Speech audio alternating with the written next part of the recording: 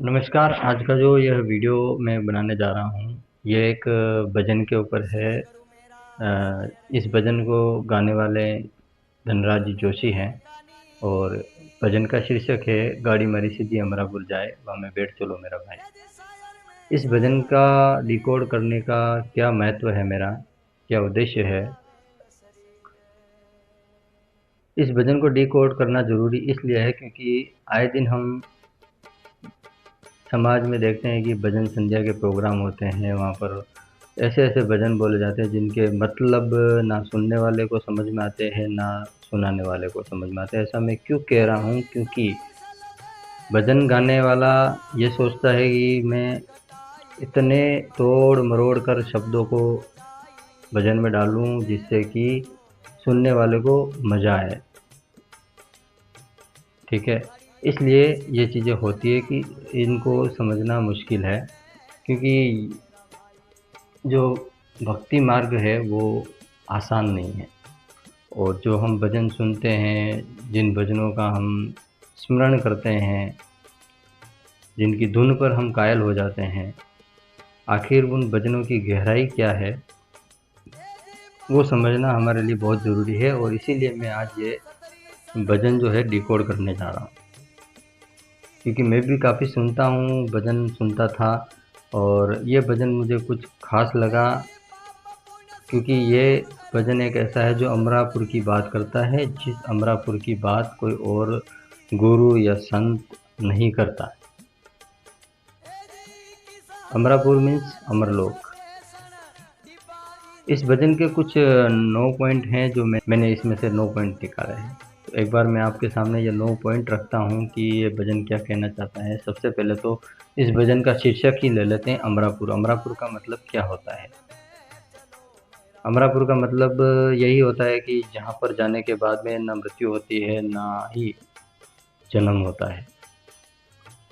जैसे आप वहाँ जाते हो वैसे ही आप वहाँ रहते हो। ये बात है तभी इतने सालों से हम आस्था के साथ जुड़े हुए हैं, भक्ति से जुड़े हुए हैं, देवी देवताओं से जुड़े हुए हैं।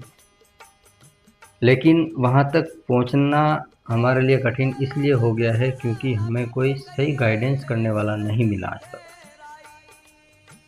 हम कभी स्वर्ग लोक से ऊपर जा ही नहीं पाए, तो अमरपुर की बात तो हम क्या ही करेंगे।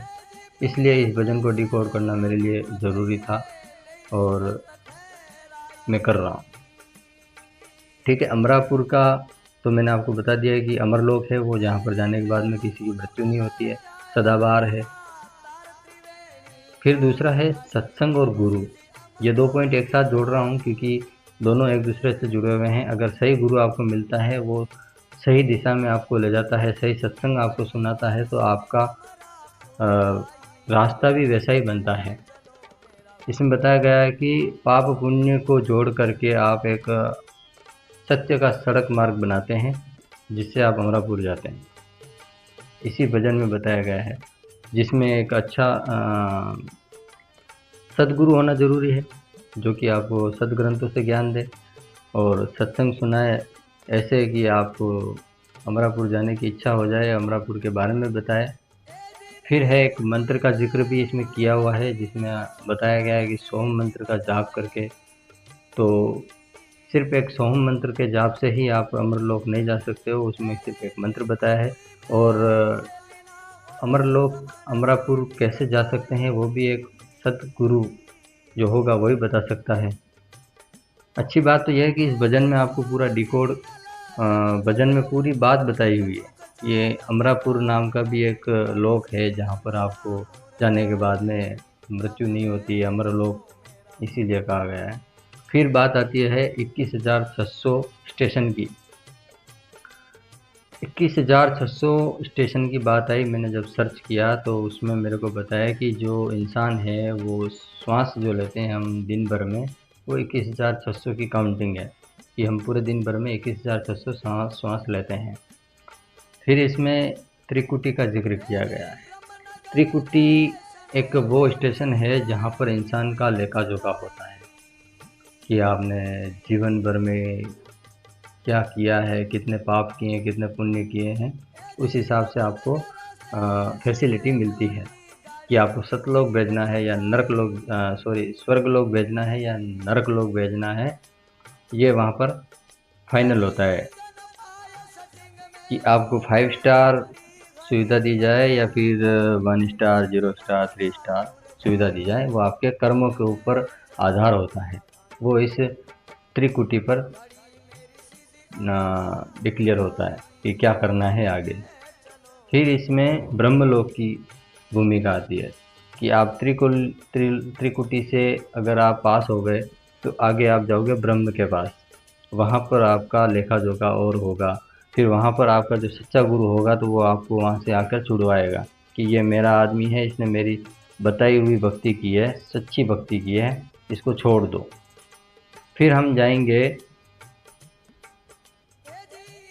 अमरलोक, जो कि इस भजन में बताया कि लास्ट छोड़ है, जहाँ पर जाकर के गाड़ी हमारी रुक जाएगी, वहाँ से ना आगे बढ़ेगी ना पीछे आएगी। और वहाँ पर हमें दर्शन होंगे उस परमानंद के, पूर्ण परमात्मा के, जो वहाँ पर बैठा हुआ है। यह इस भजन के माध्यम से बताया गया है। लेकिन इस भजन को सुनने वाले मोहक होते हैं, इस भजन को सुनकर आनंदित होते हैं, लेकिन इस भजन के बाद माध्यम से ये समझने की कोशिश नहीं करते हैं कि यहाँ तक हम पहुँचे कैसे।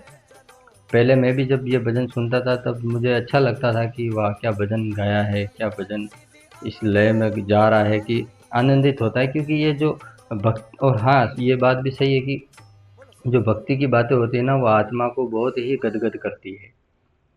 कि जब हम कोई भक्ति की बात करते हैं या फिर जब कोई भक्ति भरा भजन हम सुनते हैं तो आत्मा को छूता है।